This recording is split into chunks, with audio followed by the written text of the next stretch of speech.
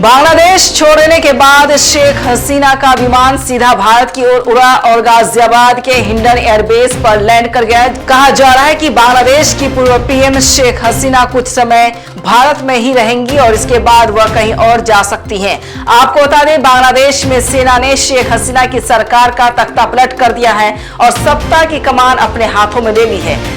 Hindon airbase पर क्यों हुआ शेख हसीना का विमान लैंड? आमतौर पर जब किसी देश के राष्ट्राध्यक्ष भारत आते हैं तो उनका स्वागत दिल्ली के आईजीआई एयरपोर्ट पर ही होता है, लेकिन शेख हसीना के साथ इस बार ऐसा नहीं हुआ है। उनके प्लेन को यूपी के गाजियाबाद स्थित हिंडन एयरबेस पर लैंड कराया गया है। सोशल मीडिया पर लोग इसके बारे में कई तरह के कयास लगा रहे हैं, लेकिन इसकी असली कहानी कुछ और ही है।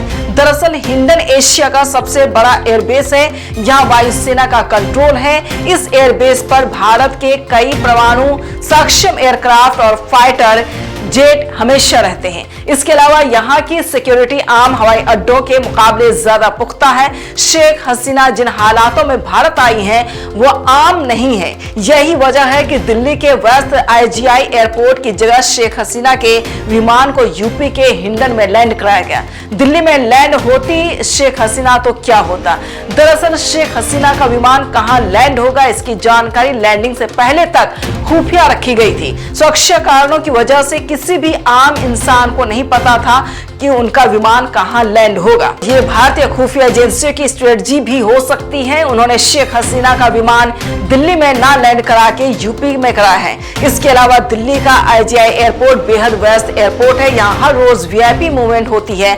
अगर शेख हसीना का विमान दिल्ली आईजीआई एयरपोर्ट पर लैंड होता तो सुरक्षा व्यवस्था को संभालना और एयरपोर्ट से उन्हें सुरक्षित जगह पर सड़क के रास्ते ले जाना बेहद चुनौतीपूर्ण होता।